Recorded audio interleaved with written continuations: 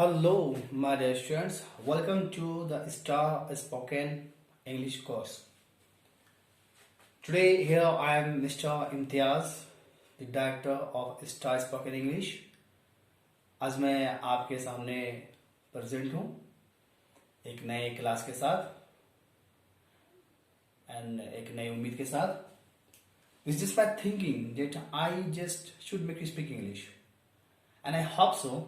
I'll make you speak English with my systems and with my easy method way. So let's start the Star Spoken English class.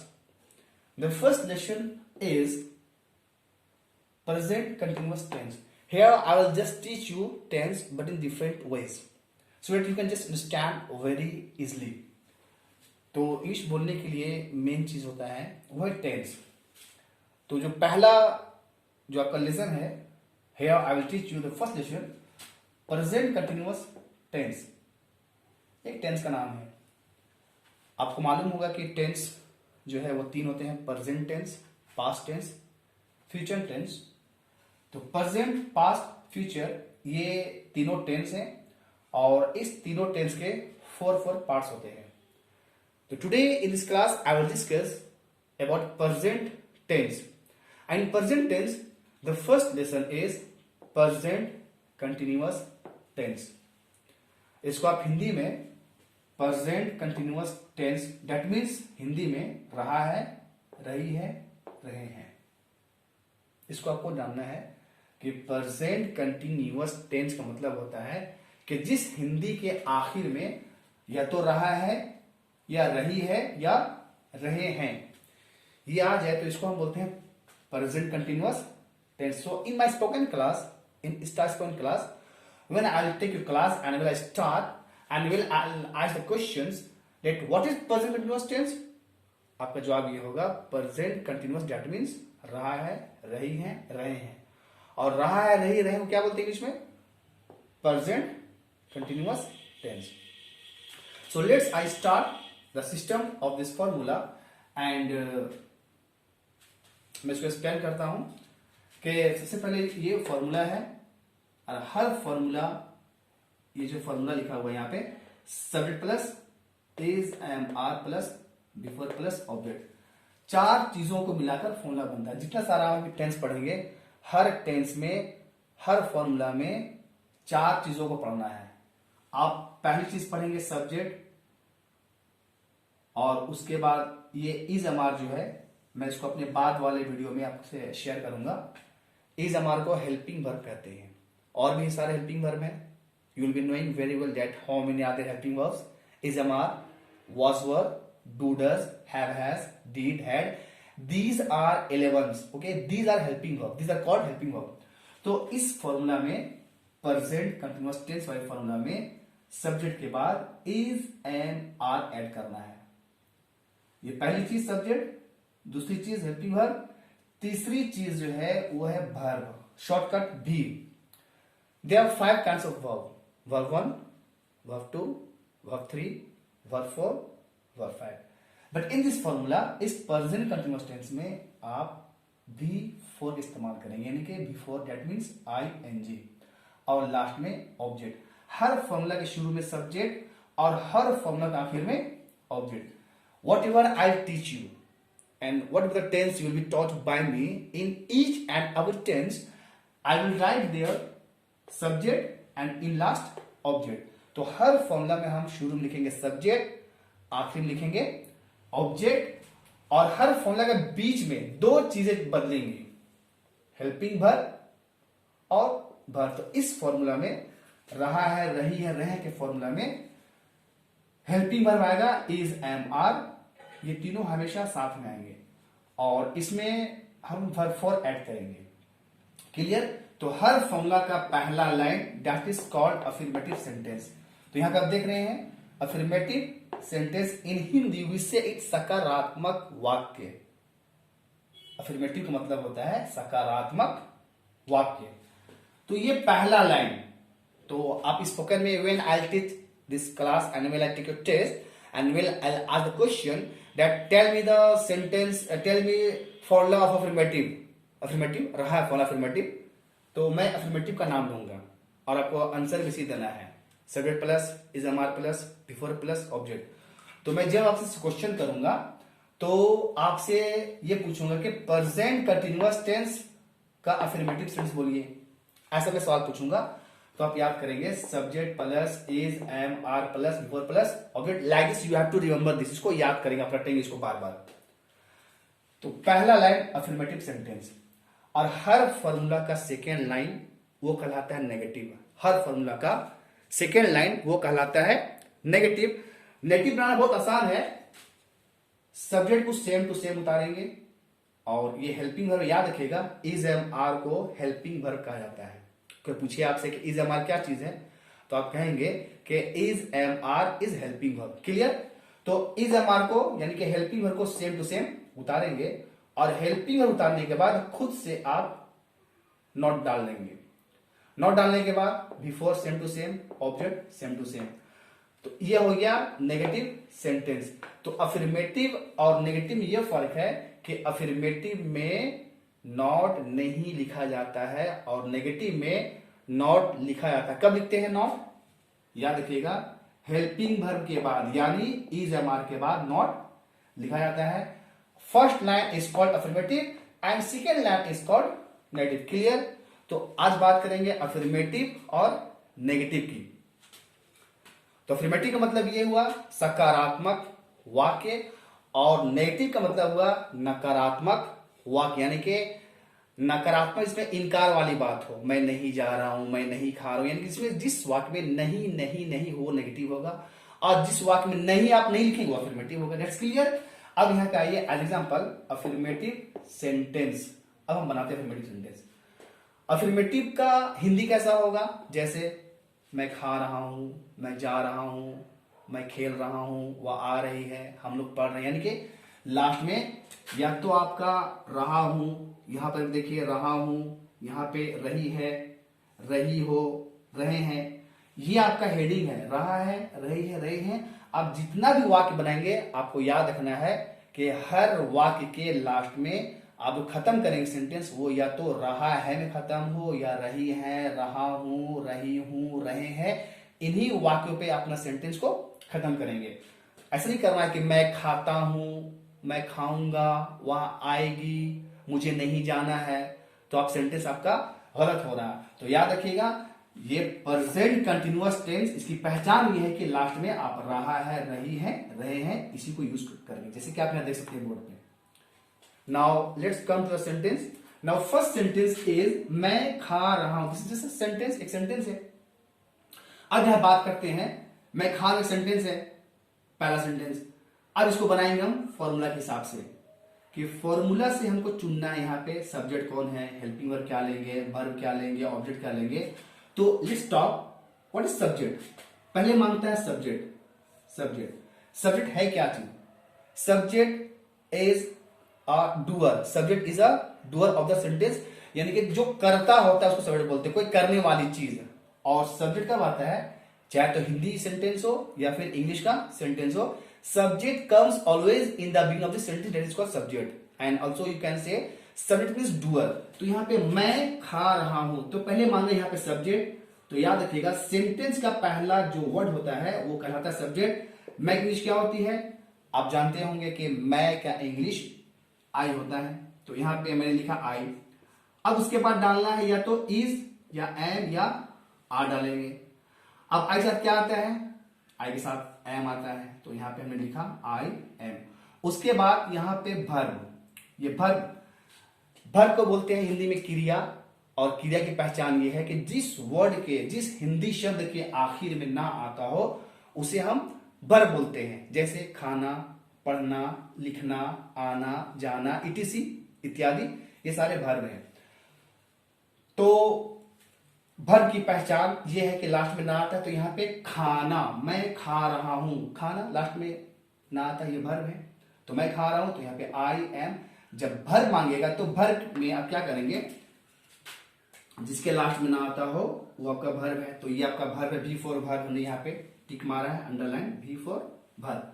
तो खाना की English आप सभी जानते होंगे, ईट होता है। और यहां पे भी फॉर यानी कि आईएनजी, वर्ब तो होता है खाना का ईट, ईट हमने लिखा यहाँ पे आई एम ईट, तो सेंटेंस गलत है क्योंकि इस सेंटेंस में V4 मांग रहा है, यानी कि आईएनजी ऐड करने बोल रहा है। तो आप खुद से यहाँ पे आई एम ईटिंग ये आप ऐड करेंगे। क्लियर। अब लास्ट में मांग रहा ऑब्जेक्ट, तो इस सेंटेंस में ऑब्जेक्ट नहीं है। ऑब्जेक्ट को हिंदी में कहते हैं कर्म। ऑब्जेक्ट क्या चीज है, मतलब भर की विशेषता। कोई आदमी भर, तो यहाँ पे भर तो खाना है, लेकिन खाने की जो चीजें बहुत सारी होती हैं वो चीज यहाँ पे मेंशन नहीं किया हुआ है।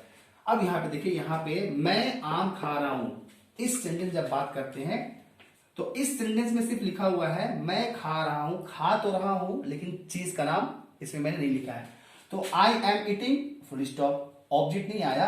पता चला कि स्पोकन इंग्लिश में जब आप बनाएंगे तो you will be the owner of the object. If you wish to put object you can write object in Hindi. Depend आप पे करता है कि आप ऑब्जेक्ट लिखे ना लिखे। अगर आप ऑब्जेक्ट लिखेंगे तो लास्ट में आप ऑब्जेक्ट डालेंगे। जैसे यहां पे लिखा हुआ है मैं आम खा रहा हूं, तो यहां पे मैं आपका ये सब्जेक्ट है। हमने पहले कहा है कि सेंटेंस का पहला वर्ड वो कहलाता है सब्जेक्ट। तो यहाँ पे सब्जेक्ट है और ये खाना ये वर्ब है। तो आपको जानना है कि ये सब्जेक्ट है और ये वर्ब है। ये आम क्या है, ये आम, ओ मतलब ऑब्जेक्ट। दिस इज मैं सब्जेक्ट, ये खाना भी फॉर ऑब्जेक्ट, और ये सॉरी भी फॉर वर्ब और आम ऑब्जेक्ट। अब यहां पे सेम करेंगे, आई के साथ एम, तो आई एम, उसके बाद ईटिंग और मैंगो लास्ट में आएगा क्योंकि ऑब्जेक्ट लास्ट में आता है। What's the object? Object is a quality of verb. Verb की विशेषता होती, क्वालिटी होती कि वर्ब आदमी तो कर रहा हो, तो क्या वर्ब कर रहा हो। जैसे यहाँ पे खाना है तो क्या खा रहा हो, तो आम खा रहा हो।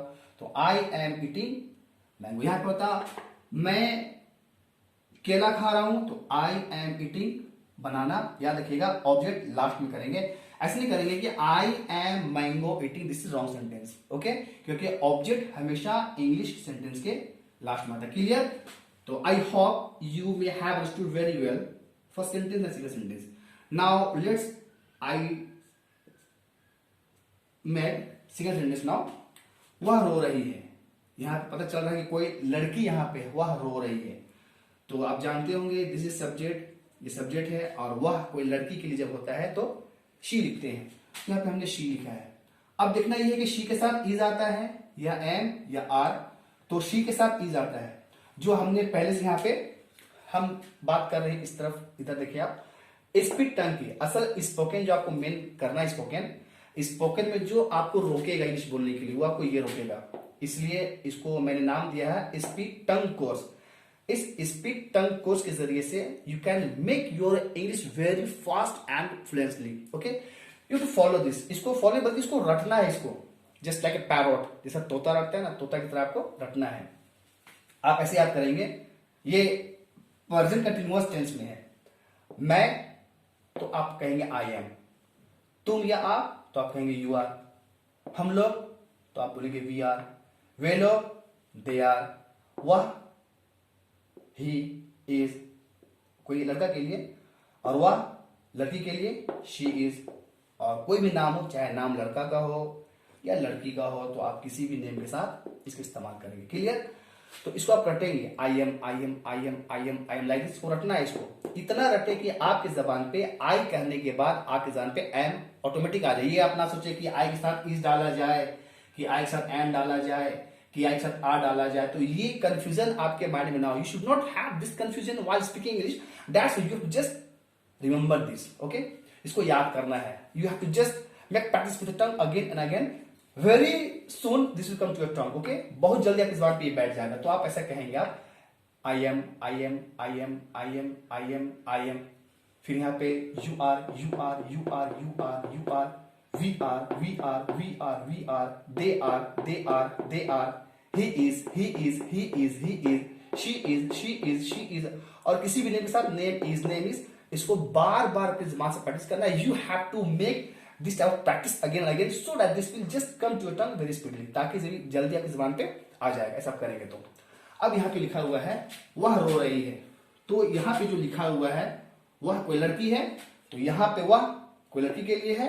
तो जैसे हम शी लिखेंगे, आपको बगैर देखे आपकी नजर यहां ना रहे, आपकी आंखें इस तरफ ना आए, बल्कि जैसे यहां पे लिखा हुआ है वह रो रही है, आप फौरन क्या है शी इज। वह की इंग्लिश शी होता है, बट आपको कहना है शी इज। जब हम यहां पे कहेंगे वह आ रही है तो आपको कहना है शी नहीं कहना है, शी इज कहना है, शी इज।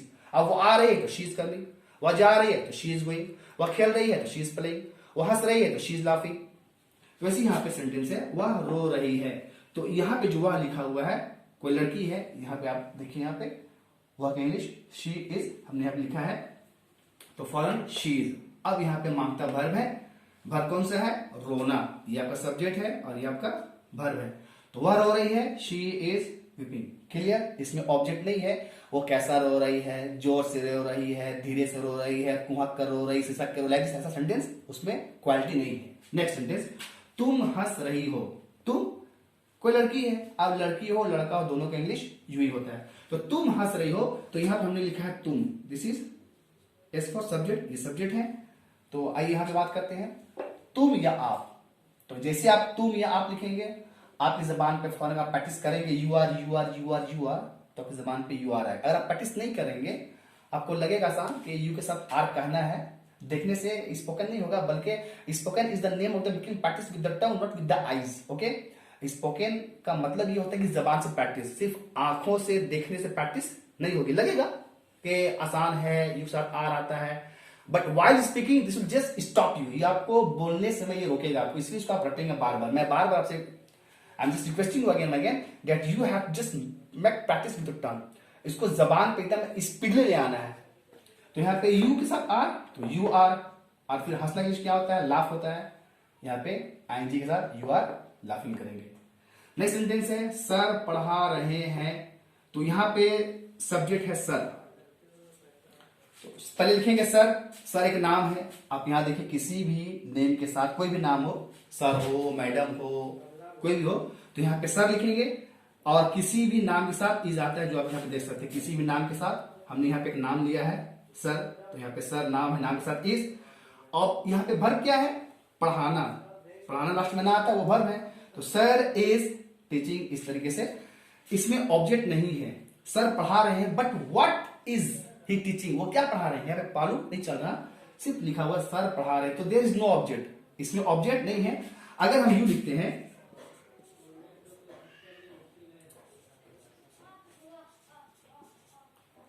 सर गणित पढ़ा रहे हैं, सर गणित पढ़ा रहे हैं।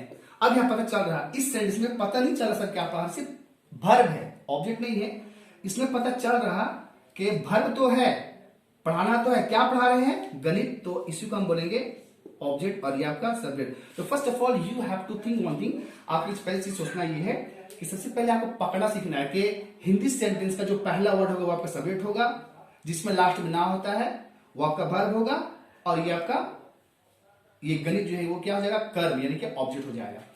तो सर गणित पढ़ा रहे हैं, सेम ऐसे उतारेंगे, पहले यहाँ पे सर है तो हमने पहले यहाँ पे लिखा सर, कोई नाम के साथ इज आता है सर इज, उसके बाद वर्ब की बारी है, सर भी आ गया सब्जेक्ट जगह में, उसके बाद हमने इज को लिया सर इज, उसके बाद वर्ब कौन सा है ये वर्ब है पढ़ाने की इंग्लिश टीच, तो sir is teaching, sir is teaching. इसमें ऑब्जेक्ट भी क्या पढ़ा रहे हैं मैथ, हमने पहले ही कहा कि object comes always in the last of the English sentence, की सेंटेंस के आखिर में ऑब्जेक्ट आता है, ठीक है। तो सर इज टीचिंग मैथ, समझ में आ गया। अगर आपको किसी तरीके से कोई भी डाउट हो परेशानी हो, you can contact me this number, ये फोन नंबर है, आप कभी भी किसी वक्त में you can call me any time, okay. मुझे लगता है मैं I just hope that you have like this video, आपको वीडियो पसंद आई होगी, इसको आप अपने दोस्तों में शेयर करें और कमेंट भी करें, okay. Thank you very much.